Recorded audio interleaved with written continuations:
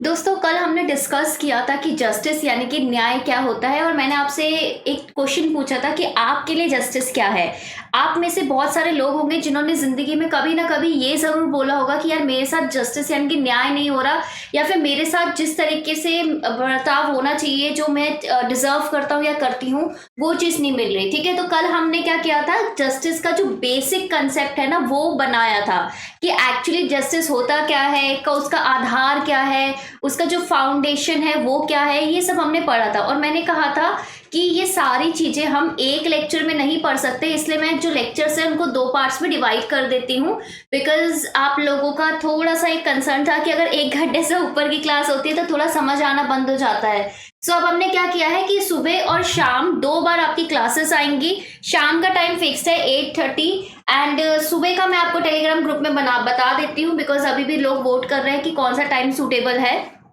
And इससे पहले मैं लेक्चर स्टार्ट करूं, welcome to my channel discover study with your political science mentor Preeti Bora. स्वागत है आप सभी का। अगर आप पहली बार इस लेक्चर को देख रहे हैं तो ये आपके लिए एक फ्री कोर्स है पॉलिटिकल साइंस के लिए। कोई भी एग्जाम हो, चाहे आपका नेट जेआरएफ हो, आपकी पीएचडी एंट्रेंस हो, आपके असिस्टेंट प्रोफेसर एंट्रेंस हो, एंड इवन कंसेप्ट मैंने इतनी डीपली पढ़ाई है कि जो अगर पीएसआईआर का ऑप्शनल वाला बच्चा भी देखेगा ना तो उसको बहुत अच्छे से सब चीज समझ में आ जाएगी। ठीक है, सो कल मैंने आपको दिखा देती हूँ कि क्या क्या चीजें किया था। हमने इक्वालिटी के बारे में बात की थी, हमने जस्टिस कहाँ से उसकी जड़ें हैं वहां से बात की थी, हमने बात किया था कि राइट और रॉन्ग, डाइकॉटमी और कॉन्टिनम में क्या डिफरेंस है, ये मैंने आपको बता दिया था। उसके बाद मैंने यूटिलिटेरियनिज्म जेरेमी बेंथम का बात की थी कि किस तरीके से उनका न्याय था। एंड उसके बाद मैंने आपको बात किया था कि सही गलत में क्या डिफरेंस है। एंड देन हमने स्टॉप किया था कि प्लेटो की जस्टिस पे। तो हम वहीं से स्टार्ट करते हैं, वहीं से आपका जो कल जहां पे छोड़ा था दैट इज प्लेटोज जस्टिस। प्लेटो का जो जस्टिस है इस पे बहुत क्वेश्चंस डेफिनेटली बन चुके हैं। एंड इवन अगर यूजीसी नेट में थोड़ा जो सिलेबस है हल्का सा टफ आने लग गया है तो मैं आपको बता दूं कि जो प्लेटो का जो जस्टिस है वो उनकी बुक द रिपब्लिक में से है। बुक का पार्ट नंबर 1 में एक डिबेट है जिसमें आपका सिफिलिस, आप एक मतलब पूरा मैं आपको पूरा इसका प्लॉट बस समझा दूंगी। ठीक है, सबसे पहले एक काम कर दीजिएगा, जो भी नए स्टूडेंट है इस चैनल को सब्सक्राइब कर लो, नोटिफिकेशन ऑन कर लो और अभी के अभी वीडियो को लाइक कर दो क्योंकि बाद में आप खो जाओगे लेक्चर में। ठीक है, तो वीडियो लाइक कर दीजिए अभी के अभी एंड अपना काम खत्म कर लीजिए। और एक चीज मैं बोलना चाहूंगी कि मेरे को आपका सपोर्ट डेफिनेटली चाहिए, तो शेयर किया करो लेक्चर्स को, जो कि मैं देख रही हूँ कि बीच में शेयर का जो रेट है हल्का सा गिर रहा है क्योंकि व्यूज के बेसिस पे। ठीक है, तो प्लीज शेयर किया करो और कमेंट जरूर छोड़ के जाया करो सो दैट कि लोगों को पता चले ना लेक्चर कितना अच्छा है, क्योंकि सब लोग तो लाइव क्लास में आएंगे नहीं। चलिए, सो प्लेटो की बुक थी द रिपब्लिक एंड उसमें ही उनका जस्टिस यानी कि न्याय की अवधारणा का बिल्कुल वर्णन है। तो बुक का अगर मैं बात करूंगी, जो फर्स्ट पार्ट है उसमें आपका सिफिलिस और पॉलीमार्चूस और आपका सोक्रेटिस इन सब की डिबेट के बारे में है। एंड बुक का जो नेक्स्ट पार्ट है उसमें ग्लूकॉन का मेंशन है कहीं ना कहीं। सो अभी मैं आपको ये सब क्यों बता रही हूँ, बिकॉज एग्जाम में भी ये सब चीजें पूछी जा रही है। ठीक है ना, सबसे पहले हम उनकी डिबेट्स पे जाते हैं फिर हम प्लेटो पे आते हैं, बिकॉज मुझे काफी शॉकिंग लगता है इतनी अच्छी डिबेट के बाद प्लेटो का जस्टिस जिस तरीके से उन्होंने अपना जस्टिस बताया है। तो सबसे पहले बात करते हैं सिफिलिस की। हुआ क्या था कि एक ना फेस्टिवल से एक कोई त्योहार वगैरह बना के सोक्रेटिस आ रहे थे, उनके साथ ग्लूकॉन भी थे। एंड ग्लूकॉन कौन थे जरा बताना, प्लेटो के भाई वगैरह थे क्या?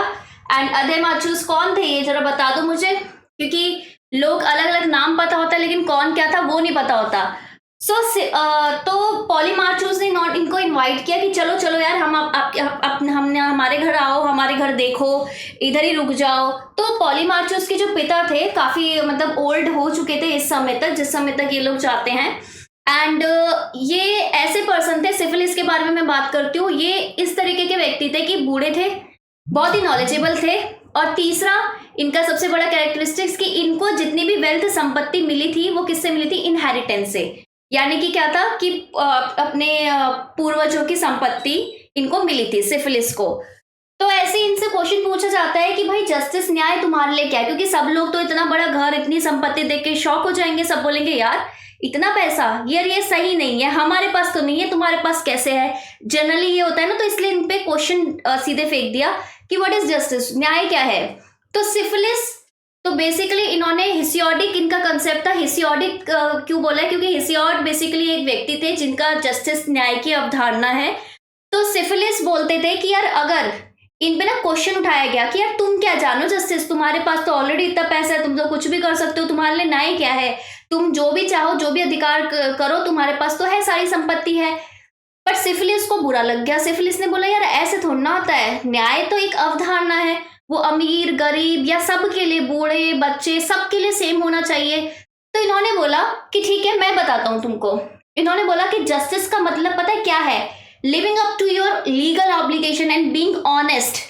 कि भाई देखो मैं अमीर हूं, इसका मतलब ये नहीं है कि अगर मेरे को कोई राइट्स अधिकार मिले हुए हैं तो मैं वो अधिकार के प्रति कोई ड्यूटीज नहीं कर रहा। बिकॉज मैंने आपको समझाया था कि आपको ड्यूटीज करनी पड़ेगी तभी जाके आपको राइट्स अधिकार मिलेंगे। जैसे आपको कमाना पड़ेगा तभी जाके आप खाना खा सकते हो, राइट। सो इसी तरीके से ऑब्वियसली कहीं से अगर कहीं से भी जाके खाना ऑर्डर करोगे, पैसे देने पड़ेंगे तभी तो खाना मिलेगा ना, अनटिल एंड अनलेस वो लंगर प्रसाद वगैरह ना हो, ठीक है, या हमारा घर ना हो।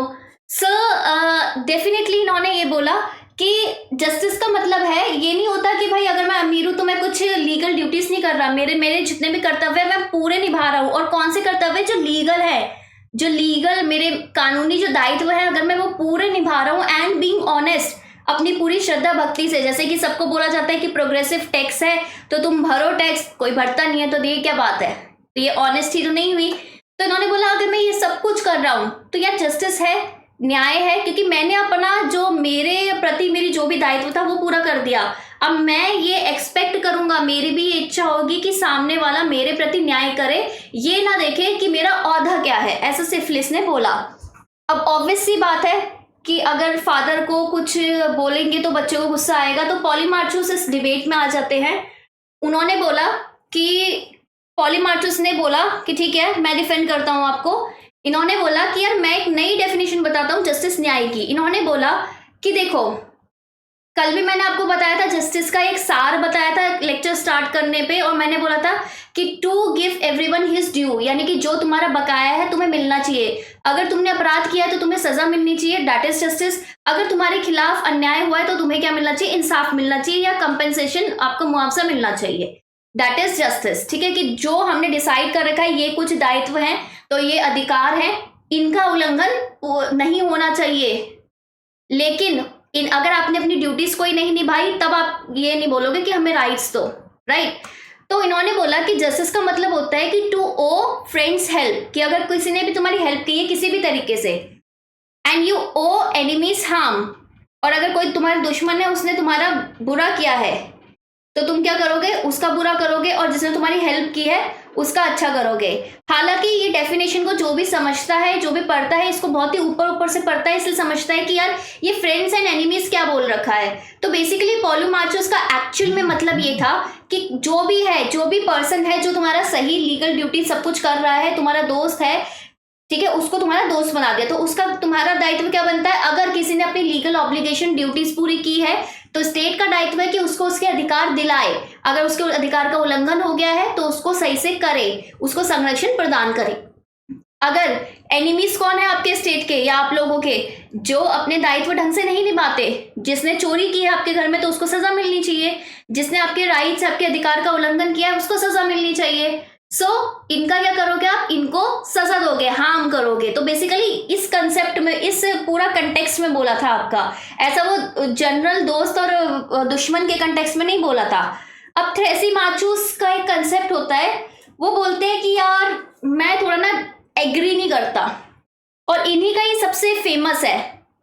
इन्होंने बोला कि जस्टिस न्याय क्या है, is nothing more than the advantage of the stronger, यानी कि ये बोलते हैं कि जस्टिस क्या होता है, जो स्ट्रांग है, जो ताकतवर है, जो स्ट्रांग किस उसमें पावर होगी, मे बी उसके पास, वो उस ओहदे में होगा तो उसके पक्ष में होता है। एवरी टाइम जस्टिस जो स्ट्रांग होता है उसके पक्ष में होता है।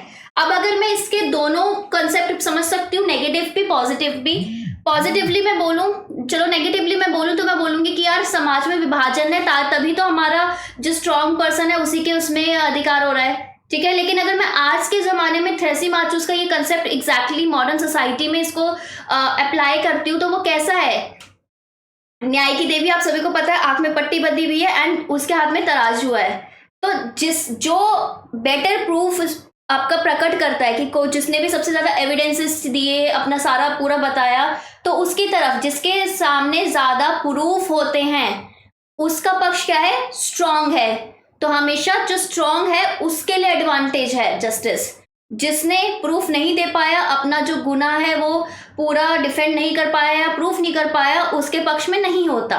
तो मॉडर्न में मैं इसको पॉजिटिवली इस तरीके से भी सोच सकती हूँ, लेकिन इनका उस समय में मानना था कि यार जो बंदा स्ट्रांग होता है ना, उसके लिए कोई न्याय वह नहीं है, वो अपने हिसाब से सारी चीजें कर लेगा। देन ग्लूकोन, चाइल्ड ऑफर किसने सुना है कि जस्टिस क्या है, चाइल्ड, बच्चे का एक तरीके से ऑफर है। ग्लूकोन का जो पॉइंट था इसमें थोड़ा सा अलग था। ये बोलते थे कि यार जस्टिस का मतलब क्या है कि जो भी आपको बेनिफिट्स मिलने हैं जस्ट सोसाइटी के, वो मिलने चाहिए। और बेसिकली इन्होंने इसको कैसे एक्सप्लेन किया, अनजस्ट को एक्सप्लेन करके, कि अन्याय क्या है वो एक्सप्लेन करके। इन्होंने बोला कि यार ये तो गलत बात है कि सब लोग जस्टिस, न्याय को सपोर्ट करते हैं और अनजस्टिस, अन्याय को कोई सपोर्ट नहीं करता। इन्होंने बोला justice is desired only because the person who behaves justly does so not because it is better to actually be just but it is thought just. अब इन्होंने एक क्वेश्चन सामने रखा। इन्होंने बोला कि यार ठीक है, हमने बोला कि जो जस्टिस के हिसाब से जो रूल्स वगैरह सब फॉलो करता है वो जस्ट है, वो न्याय का काम कर रहा है। और अगर कोई ऐसा कानून है जो उस न्याय के खिलाफ हो रहा है, ठीक है, और किसी ने वो कर दिया, तो वो क्या है, वो अन्याय है। यानी कि इन्होंने बोला कि ये कुछ स्पेसिफाइक रूल्स हैं, कुछ प्रिंसिपल्स हैं जिनको हमें फॉलो करना पड़ता है, तभी हम बोलते हैं कि हाँ हम न्यायिक रूप से काम कर रहे हैं। अगर हम उसका उल्लंघन करते हैं तो वो क्या हो जाता है, अन्याय। अब इन्होंने बोला कि मेरा क्वेश्चन ये है कि भाई ये डिसाइड कौन करता है कि कौन सी चीजें सही हैं और कौन सी चीजें गलत हैं, ठीक है, कि क्या चीज जस्टिस है, न्याय है, और क्या चीज अन्याय है, ये कौन डिसाइड करता है, मुझे ये बताओ पहले। क्योंकि अगर जो अथॉरिटी डिसाइड करने वाली अथॉरिटी है, अगर वो ही पक्षपात वाली है तो फिर क्या हुआ, ओवरऑल अन्याय ही हुआ। तो ये क्वेश्चन, ये पॉइंट ग्लूकोन रखते हैं। देन अदेमेंटस, इन्होंने बोला कि यार जो पेरेंट्स है ना, वो ना जस्टिस को ना बहुत ही बेकार तरीके से सिखाते हैं बच्चों को, ठीक है, बिकॉज वो बच्चों को ऐसे बोलते हैं, जैसे हम किसी को, बच्चों को बता नहीं सकते ना कि भाई जस्टिस मतलब चोरी करना क्राइम है, उसके पीछे सजा हो जाती है, ये हो जाती है, वो हो जाती है, तो हम क्या बोलते हैं, चोरी करना पाप है, ठीक है, ये अच्छी चीज नहीं है, इस तरीके से, ठीक है। तो इन्होंने वो, ये अगर तुम गलत काम करोगे तो तुम्हारा बेकार मतलब बुरा होगा, भगवान तुम्हें सजा देंगे। रीजनेबल रीजनिंग कुछ नहीं देता, यानी कि एक रेपुटेशन बना रखी है कि क्या चीज सही है, क्या चीज गलत है, उसके पीछे जो रीजन है, तर्क है, वो कहीं ना कहीं मिसिंग है, ऐसा अदेमाचुस ने बोला। तो हर किसी ने वही, डायलेक्टिक का यही फायदा होता है कि सब लोग अपना अपना पॉइंट बोलते हैं, मिला के कुछ एक डेफिनेशन निकलती है। तो इतने सारे पॉइंट से हर कोई कुछ भी समझ सकता था, लेकिन लेट्स सी कि प्लेटो ने क्या समझा। प्लेटो ने बोला कि यार मेरा जस्टिस क्या है, मेरा जस्टिस सबसे पहले द रिपब्लिक बुक के अंदर डिफाइंड है। उसमें इन्होंने इसको ऐसे डिफाइन किया कि मैंने अपने समाज को 3 भागों में विभाजित कर रखा है, 3 कैटेगरीज में करा रखी है। फर्स्ट है आपकी फिलोसोफर, जो राजा, जिसके पास विजडम वाली गुण होगा, ज्ञान का गुण होगा, और जो क्या करेगा, राज करेगा बस। दूसरा सोल्जर, जिसके पास साहस, करेज वाला गुण होगा, और वो क्या करेगा, डिफेंड करेगा, सिक्योरिटी प्रोवाइड करेगा, संरक्षण देगा। तीसरा जो है प्रोड्यूसर, जो प्रोड्यूसर वाला जो इन्होंने बोला, उसका काम क्या है, इन्होंने बोला उसका काम है कि भाई आप क्या करोगे, संयम रखोगे, टेम्परेंस। क्यों? क्योंकि तुम्हारा फसल वसल उगाना होता है, कोई एक दिन में तो उगती नहीं है, बहुत टाइम लगता है, तो टेम्परेंस इनकी वर्चू गुण होना चाहिए। और इन तीनों को जो बैलेंस करेगा वो क्या होगा, चौथा गुण, fourth virtue, that is justice. अब इन्होंने जस्टिस को बोला कि भाई मैं चाहता हूं कि मेरा समाज ऐसी रहे। क्यों? क्योंकि मेरे हिसाब से ये आइडियल समाज है, यानी कि आइडियल स्टेट है, आदर्श समाज है। तो अगर मैं ऐसा चाहता हूं तो जो जिसका जो दायित्व है वो वही करे, कोई किसी और के जो क्लास में कभी भी हस्तक्षेप ना करे, और अपने ही एरिया में स्पेशलाइजेशन करते जाए, ये न्याय होगा, ठीक है। सोसाइटी में बैलेंस बना रहेगा, कोई किसी में दखल नहीं रहेगा, तो हार्मनी से रहेगा, ठीक है, बिल्कुल एकदम प्यार से रहेगा, ऐसा इनका मानना था। और इन्होंने क्या बोला कि जस्टिस क्या है, एक पर्सन, वन क्लास, हर एक व्यक्ति, किससे ये उल्टा लिख दिया है इधर, 1 पर्सन 1 क्लास होना चाहिए था, फिर 1 वर्क 1 ड्यूटी, ठीक है ना। हर एक पर्सन किसी ना किसी क्लास से बिलोंग करता है, जो 3 में से कोई भी क्लास से, उसका एक काम है उसका उस क्लास के हिसाब से कोई काम निर्धारित है, जैसे सोल्जर है तो डिफेंड करना, प्रोड्यूसर है तो प्रोड्यूस करना, किंग है तो आप पे रूल करना। तो आपको क्या करना है, अपना जो वर्क है जो निर्धारित किया गया है वो वन ड्यूटी पूरा अपना कर्तव्य निभाओ। और ये सब करने में फंक्शनल डिफरेंशिएशन, आपके अपने अपने कार्य के हिसाब से विभेदीकरण है, डिफरेंशिएशन है। दूसरा, नॉन इंटरफेरेंस, किसी और के काम में हस्तक्षेप नहीं करोगे। और फिर क्या है, आराम से रहोगे, बैलेंस बना के रहोगे हार्मनी के साथ। दैट इज जस्टिस फॉर प्लेटो। क्यों ऐसा जस्टिस है? क्योंकि प्लेटो कहते थे कि जस्टिस कुछ ऐसा नहीं है कि जो बाहरी चीजें हैं, कि बाहरी मैं चेंज करूंगा, बदलाव लेके आऊंगा तो बहुत बड़ा कुछ चीज हो जाएगा। ये बोलते हैं कि जस्टिस तब होता है, एक्चुअल जस्टिस, रियल जस्टिस तब होता है जब आप अंदरूनी रूप से चेंज लेके आते हो, अपनी आत्मा की शुद्धि करते हो। और वो तभी होगा जब प्लेटो ने जैसी आइडियल स्टेट, आदर्श राज्य बताया था वैसा आप काम करोगे। तो कहीं ना कहीं प्लेटो का जस्टिस कहीं ना कहीं आप बोलोगे कि बहुत ही आइडियलिस्टिक है, आदर्शवादी है। रियलिस्टिक टेंडेंसी बहुत कम दिखती है इसमें, क्योंकि हर कोई इंसान सेम नहीं हो सकता, हर कोई इंसान अंदर से सुधर के जरूरी नहीं है कि उसे इंप्लीमेंट कर ले। ठीक है, फिर थोड़े टाइम बाद क्या होता है, नए चेंजेस आते हैं। एरिस्टोटल भी जस्टिस को कैसे बात करते हैं, एरिस्टोटल डिफाइन करते हैं जस्टिस को इक्वालिटी के बेसिस पे, समानता के बेसिस पे। एरिस्टोटल कहते हैं कि यार अगर एग्जाम्पल एक रेस में कर देता हूं और उस रेस में अगर एक सिंगल रेस में मैं, वैसे एरिस्टोटल ऐसा नहीं कहते, मैं एग्जाम्पल्स करके समझा रही हूं आपको। आदमी, औरतों, बच्चों, बूढ़ों, फिजिकली चैलेंज्ड सब लोगों को एक रेस में दौड़ा देता हूं और मैं बोल देता हूं कि जो फर्स्ट आएगा उसको मैं 1 लाख रुपए इनाम दूंगा। ठीक है, अगर एरिस्टोटल ने ऐसा बोला होता तो क्या ये अनफेयर नहीं है? क्या ये अन्याय नहीं है? क्योंकि आप सभी को पता है कि क्या पता एक बच्चा 2 साल का हो या 4 साल का हो, मे बी एक जो पर्सन है 35-40 का वो बहुत तेज दौड़ता हो, मे बी जो फिजिकली चैलेंज है वो बेसिकली इतना ज्यादा तेज नहीं दौड़ पाए। तो कहीं ना कहीं ये अन्याय है। तो इन्होंने बोला कि यार न्याय कब होता है? न्याय तब होता है जब वो जो लोग एक्चुअली में समान है उसको मैं समान की तरह ट्रीट करूं, ना कि जो लोग असमान है उन सभी को समान की तरह ट्रीट करूं। वो फिर क्या है, अन्याय। तो उन्होंने बोला कि ऐसा होना चाहिए कि एक रेस मैन की, कि सारे आदमियों के लिए एक रेस, और इन सारे आदमियों में से जो जीतेगा उसको 1 लाख। एक रेस वुमेन की, इसी तरीके से बच्चों की, यानी कि इक्वल्स को आप इक्वली ट्रीट करो, अनइक्वल को इक्वली ट्रीट नहीं कर सकते। अगर तुम ऐसा करोगे तो क्या हो जाएगा, वो अन्याय हो जाएगा। और ये इस चीज को बोलते हैं proportionate equality. I think Hindi में परिपादित समानता बोलते हैं। प्रोपोर्शनेट का एग्जैक्ट हिंदी नहीं पता, मुझे बताओ मैंने सही बोला है कि नहीं। सो ये क्या है, डिस्ट्रीब्यूटिव जस्टिस कहीं ना कहीं है कि भाई देखो समाज में अन्याय है तो उसको डिस्ट्रीब्यूटिव यानी कि वितरणात्मक अन्याय लेके आना है। मतलब क्या है, सामाजिक, सोशल एंड आर्थिक, इकोनॉमिक समानता लेके आनी है। किस बेसिस पे? प्रोपोर्शनेट इक्वालिटी के बेसिस पे। कहां पे लिखा था? निकोमाकियन एथिक्स में लिखा था इन्होंने। ठीक है, सो जस्टिस का मतलब क्या है इनके लिए? जस्टिस की प्रोपोर्शनेट इक्वालिटी। हेडिंग गलत डाल दी है, गलती से जॉन लॉक डाल दिया, दिस इज एरिस्टोटल। डीडी रेफेल ने क्या बोला है फिर उसके बाद? डीडी रेफेल की एक बुक है प्रॉब्लम्स ऑफ पॉलिटिकल फिलॉसफी 1976, और अभी ये बुक आपको याद हो गई होगी कि बिकॉज पिछले 5-6 लेक्चर में कम से कम 4 बार ये बुक का नाम आ चुका है। इसमें इन्होंने बोला था कि जो जस्टिस, न्याय है ना, वो हमेशा उसके पीछे कोई ना कोई तर्क यानी कि रीजन होता है। अगर किसी चीज के पीछे तुम रीजन नहीं दे पा रहे ना तो वो न्याय नहीं है।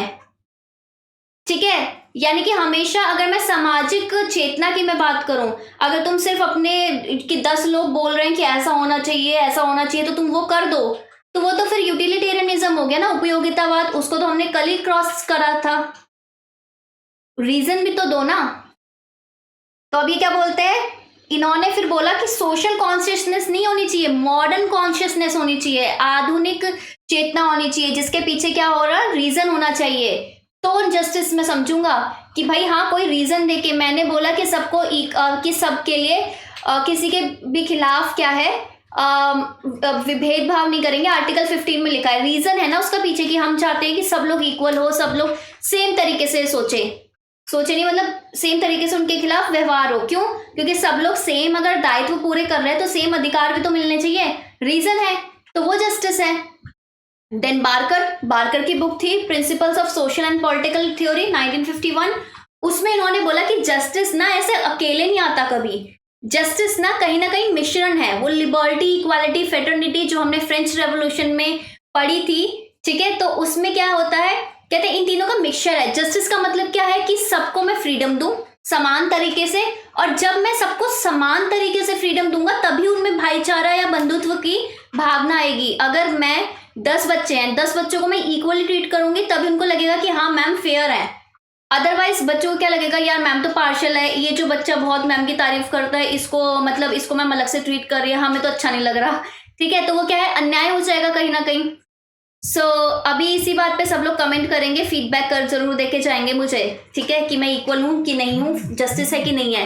अच्छा, फ्री में कोर्स देना जस्टिस है कि नहीं है बताओ, और क्यों है ये बताओ। चलो मैं देखना चाहती हूँ कि हर कोई इस चीज को कैसे एक्सप्लेन करेगा, ठीक है, और कमेंट में लिखना ताकि मैं पढ़ सकूं।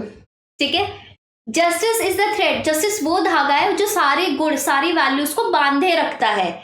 इस सबको एक बाउल समझ लो, अगर मेरे पास एक कटोरा है तो उसके अंदर सारे मसाले डालने हैं मुझे, तो सारे मसालों का मिश्रण क्या हो गया, जस्टिस हो गया। नेक्स्ट, जस्टिस मैंने कल भी बताया था, कार्ल मार्क्स भी इनफैक्ट बोल रहे थे परसों, आई थिंक इक्वालिटी समानता वाली क्लास में मैंने बोला था। उनका साम्यवाद का जो अवधारणा थी उसके बेसिस में मैंने आपको क्या बताया था, मैंने आपको ये बोला था कि कार्ल मार्क्स भी ये बोलते हैं कि सबको इक्वली सब कुछ नहीं मिल सकता, ठीक है ना। तो इसमें क्या बोलते हैं कि हर to each according to his capacity, हर किसी को उसकी क्षमता के अनुसार और उसकी जरूरत के हिसाब से मैं जो चीजें राइट्स दे रहा हूं, तो दैट इज जस्टिस। कहीं ना कहीं इसके क्या बोलते हैं, इसका जो सार है, इसका जो मतलब अगर मैं बात करूं, इसके जो रूट्स हैं, जड़े हैं, वो कहां से हमें दिख रहे हैं, एरिस्टोटल की प्रोपोर्शनेट इक्वालिटी से। नेक्स्ट, जस्टिस इज, अब क्या है, रिकंसाइल करना, यानी कि सिंथेसाइज करना पॉलिटिकल वैल्यूज को। हम पहले क्या सोचते थे, बारकर जैसे बोलते हैं कि यार देखो कि सारे इंटीग्रेटेड होल में, अभी थोड़ी देर पहले बताया, हम पहले क्या सोचते थे, जस्टिस न्याय का मतलब होता है पॉलिटिकल जस्टिस, लेकिन अब हमें समझ में आ गया कि नहीं, पॉलिटिकल अकेला नहीं है, सोशल न्याय भी दो उनको, आर्थिक न्याय भी दो उनको, आप कल्चरल न्याय, हर तरीके का अगर आप न्याय दोगे तब जाके वो इकट्ठा एक जस्टिस बनता है। अगर मैं प्रोसीजरल जस्टिस की बात करूंगी, जो कि अभी नेक्स्ट वीडियो में मैं बताऊंगी, कि भाई प्रक्रिया भी सबके लिए समान होनी चाहिए। अगर कोई गरीब है, वो लॉयर अफोर्ड नहीं कर सकता, तो स्टेट देता है उसको सब्सटैंटिव, कि सब जो डिसीजन आ रहा है वो भी फेयर होना चाहिए, इस तरीके का जस्टिस। नेक्स्ट, चार्ल्स मरियम, क्या बोला जाता है, चार्ल्स मरियम किस नाम से फेमस है, जरा बताना। किसी चीज के फादर हैं क्या वो, जनक है क्या वो, जरा बताओ मुझे, कमेंट में बताना, ठीक है, प्लीज कमेंट में बताना। Justice consists of a system of understanding and procedure through which each is according what is agreed upon as fair। देखो, हमें ये पता है कि हर चीज फेयर नहीं हो सकती, लेकिन हाँ कुछ, देखो अगर हम बोलेंगे कि क्या चीज फेयर है क्या चीज नहीं है, तो हमेशा जस्टिस को डिफाइन करने की जरूरत पड़ती है कि क्या चीज सही है, क्या चीज तुम कर सकते हो। इंडिया में कभी कभार होते है कि कोई चीज आप इंडिया में कर सकते हो तो बाहर नहीं कर सकते, कोई चीज होती है बाहर कर सकते हो तो इंडिया में नहीं कर सकते, ठीक है। सो क्या है कि जो भी चीजों पे हम एग्री हुए हैं, हम सब लोग सहमत हुए हैं कि हाँ ये सब चीजें हम करेंगे, ये सारे हम ड्यूटीज पूरी करेंगे, उसके बदले में हमें ये राइट्स मिलेंगे। अगर आप वो सब चीज कर सकते हो और पूरा प्रोसीजर फॉलो कर रहे हो, तो वो एक क्या बन जाता है, सिस्टम। कैसा सिस्टम, जस्टिस, न्याय का system. Next, Michael J Sanders किसके प्रोपोनेंट है, ये कम्युनिटेरियन आपका जस्टिस के। इन्होंने, इनकी बुक थी जस्टिस, उसमें बोला है कि 3 अप्रोचेस है भाई जस्टिस की, 3 बेसिकली दृष्टिकोण है जस्टिस के। पहला है यूटिलिटेरियन अप्रोच, यानी कि उपयोगितावादी दृष्टिकोण, जो कि मैंने कल बताया था कि जो happiness of the greatest number, कि जितने लोग हैं क्वांटिटी के हिसाब से। अब जस्टिस क्या कोई ऐसी चीज है जो क्वांटिटी के हिसाब से तुम बेचोगे, नहीं ना, क्वालिटी होती है। दूसरा, लिबर्टेरियन अप्रोच, उदारवादी दृष्टिकोण, कि सबको फ्रीडम ऑफ चॉइस मिलना चाहिए, लेकिन क्या ये एब्सोल्यूट है, ऑब्वियसली नहीं। तीसरा, आइडियलिस्टिक अप्रोच, आपका आदर्शवादी दृष्टिकोण, कि क्या है कि भाई जो वर्चू है, जो वही प्लेटो वाला, कि वर्चू गुण और तर्क होना चाहिए, उसको अच्छे से कल्टीवेट करो, लोगों को बदलो, ठीक है। नहीं, क्या आता है, सोशल जस्टिस, सामाजिक न्याय। अच्छा, डी राफेल, अगेन वही वाली बुक आ गई, ठीक है। उसमें क्या है, उसका बुक थी प्रॉब्लम्स ऑफ पॉलिटिकल फिलोसफी। उन्होंने एक बहुत ही इंपॉर्टेंट पॉइंट दिया था किस बेसिस में, सोशल जस्टिस में। सामाजिक कॉन्शियसनेस की बात की थी, उसको मॉडर्न कॉन्शियसनेस, आधुनिक चेतना में उन्होंने बदला था। इन्होंने बोला था कि जो सोशल कॉन्शियसनेस है ना, हमें बोलती है कि क्या सही है क्या गलत है। कहीं ना कहीं मोरालिटी और जस्टिस को कंफ्यूज कर दिया जाता है। मोरालिटी, अगर मैं नैतिकता, कुछ ऐसी चीजें जिसके पीछे एग्जैक्टली लीगल प्रिंसिपल्स नहीं है, लेकिन जस्टिस आपका क्या होता है, लीगल होता है, उस पर पीछे कार्टून मतलब उस पर आर्टिकल्स वगैरह हैं। अब देन लीगल जस्टिस क्या है? लीगल जस्टिस आप दो तरीके से सोच सकते हो, जस्ट अकॉर्डिंग टू लॉ, कि कानून के हिसाब से कौन सी चीज सही है। कौन सा कानून? जो हम सबने एक्सेप्ट कर रखा है, जो कानून हमारी कंट्री में चलता है। और लॉ अकॉर्डिंग टू जस्टिस, ये उल्टा है, जस्टिस अकॉर्डिंग टू लॉ, कि कानून के हिसाब से आप क्या करो, न्याय दो। और दूसरा लॉ अकॉर्डिंग टू जस्टिस, न्याय के हिसाब से आप कानून बनाओ। दूसरा, पहला जो है कहीं ना कहीं आपको जड़ें मिल रही होगी प्रोसीजर की, भाई सबका प्रोसीजर सही हो, जो भी कानून में चीजें लिखी हुई है वो सबके लिए सेम होनी चाहिए। दूसरा क्या है? लॉ अकॉर्डिंग टू जस्टिस, कि जो चीज सही है, कल मैंने आपको क्या बताया था, डाइकॉटमी और कॉन्टिनम, ठीक है, उस तरीके से आप कानून बनाओ। तो ये दोनों चीजें जब होंगी तब जाके परफेक्ट बैलेंस बैठेगा, तब जाके आपको लीगल जस्टिस मिलेगा। एल्फ रोस, इनकी बुक थी ऑन लॉ एंड जस्टिस, उनमें उसने बोला था कि जस्टिस में क्या है, एफिशिएंट एडमिनिस्ट्रेशन ऑफ लॉ, कि किस तरीके से आप पूरा साक्षरता, पूरा क्षमता के साथ आप क्या करते हो, अपना ये प्रशासन चलाते हो, कैसा, कानून का। तो वो होता है जस्टिस। जस्टिस को कभी भी ऐसे इमेजिनरी जो नैतिक वाली गुण होते हैं उसके साथ कंफ्यूज मत करो, बिकॉज अलग अलग है नैतिकता। हर एक सोसाइटी में हर एक पर्सन की अलग अलग होती है, लेकिन कानून सबके लिए सेम होता है। मॉरिस गिन्सबर्ग ने भी बोला है ऑन जस्टिस इन सोसाइटी 1965 वाली बुक में उनकी, कि आप ये जो फॉर्मल जस्टिस होता है, जो औपचारिक जस्टिस होता है, जो कानून पे बेस्ड होता है, वो आपका कानून का क्या होता है, आधार होता है, ना कि मोरालिटी। ठीक है, ये ध्यान रखना, ये दो चीजें। पीपीटी कहाँ से मिलेगी? इतनी अच्छी पीपीटी है, तो आप सभी को अभी तक पता चल गया होगा कि मेरी ऐप डाउनलोड हो चुकी है, मतलब लॉन्च हो चुकी है। डिस्कवर स्टडी ऐप डाउनलोड करना, वहां पे पीपीटी है, एक मिनिमल चार्ज है जो कि मेंटेनेंस ऑफ द ऐप के लिए है। सो प्लीज उधर से पीपीटी जरूर ले लो, बिकॉज ये इससे बढ़िया पीपीटी मुझे नहीं लगता कि कोई आपको देगा इतने मिनिमल 9 रुपए के चार्ज में।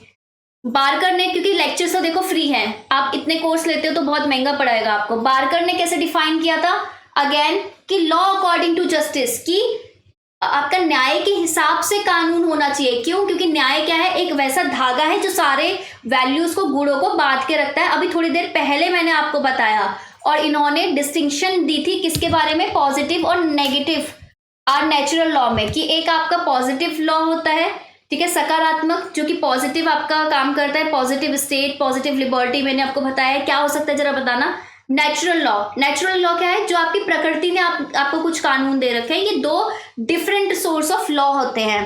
पहला है पॉजिटिव लॉ। पॉजिटिव लॉ में इन्होंने डिफाइन किया है कि हर एक कम्युनिटी अपने मेंबर्स के हिसाब से अपना काम करती है, ठीक है, जैसे कि जिसमें लॉ को माना जाता है कि एक पॉजिटिव फोर्स है, कि अगर मेरे कुछ कानून होंगे तब मेरा बेहतर कोऑपरेशन होगा, और तब हम बेटर कोऑर्डिनेशन के साथ अपना दूसरों के साथ सहयोग कर सकते हैं, आराम से रह सकते हैं सोसाइटी में, कुछ रूल्स पे हम एग्री कर सकते हैं और आगे बढ़ सकते हैं। यानी कि लॉ क्या है, पॉजिटिव फोर्स है, ठीक है। दूसरी तरफ क्या है, नेचुरल लॉ।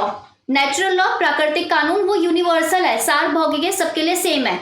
जैसे स्टेट ऑफ नेचर ने क्या बोला था कि यार क्योंकि तुम इंसान हो तो हम कभी भी ये नहीं बोलेंगे कि इंसान की कोई भी जान ले सकता है। नेचुरल लॉ एक तरीके से हो गया, राइट टू लाइफ तो होना चाहिए ना आपका।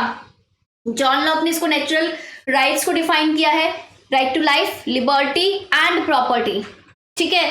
सो अगर ये जो नेचर ने आपको राइट्स दे रखे हैं, वो वाले कानून जो हमें पहले से पता है कि एग्जिस्ट करते हैं, हमने सिर्फ क्या किया है, उनको अपने कानून के अंदर इनकॉर्पोरेट उनको डाला है कि अच्छा ये नेचर वाले लॉ है, चलो डाल लेते हैं।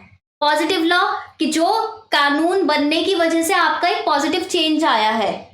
जैसे पहले सती प्रथा, आपकी पता है सबको, इंडिया में सती प्रथा वगैरह ये सब होती थी, लेकिन जैसे ही 1829 में वो बैन हो गई, कानून इसके पीछे रीजन था, तो वो फिर धीरे धीरे क्या हुआ, एक नया चेंज लेके आया। यानी लॉ क्या थी, पॉजिटिव फोर्स थी।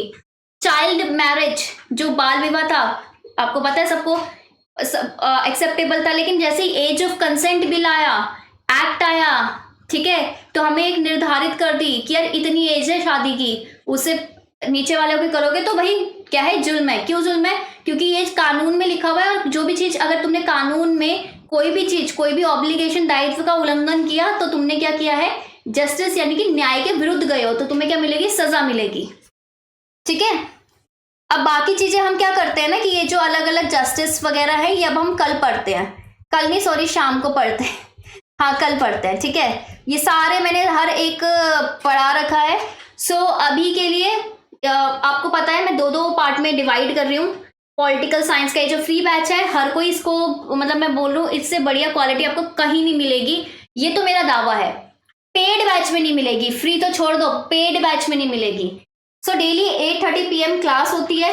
सुबह का एक काम कर लेते हैं, सुबह की क्लास का मैं बता देती हूँ कि कब होगी। लाइव आके लोगे तो बहुत ही अच्छा रहेगा आप लोगों के लिए, ठीक है। सो टेलीग्राम ग्रुप जरूर ज्वाइन कर लेना @discoverstudy, और धीरे धीरे लेक्चर्स की क्वांटिटी भी बढ़ेगी, टाइमिंग भी बढ़ेगा। दिन में 2 अभी लेक्चर कर दिए हैं। सो अभी वीकेंड्स में भी आने लगेंगे, तो थोड़ा ना सीरियस होकर पढ़ाई शुरू कर दो, ठीक है। आई होप आप सभी को ये लेक्चर अच्छा लगा है। कमेंट में फीडबैक जरूर देके जाना, बिकॉज बिना फीडबैक के अगर कोई गया ना, मेरे से क्वेश्चन मत पूछना फिर ग्रुप में, मैं बता रही हूँ सबको, ठीक है। और जो क्वेश्चन मैंने अभी पूछा है कि जस्टिस का मैं बीच बीच में क्वेश्चन पूछती हूँ, तो कमेंट्स में उसका आंसर लिखा करो, क्योंकि मैं जानना चाहती हूँ कि अगर मैं इतना डीप में पढ़ा रही हूँ तो आप में क्या अंडरस्टैंडिंग बैठी है, ठीक है। Bye bye, good luck for your examination.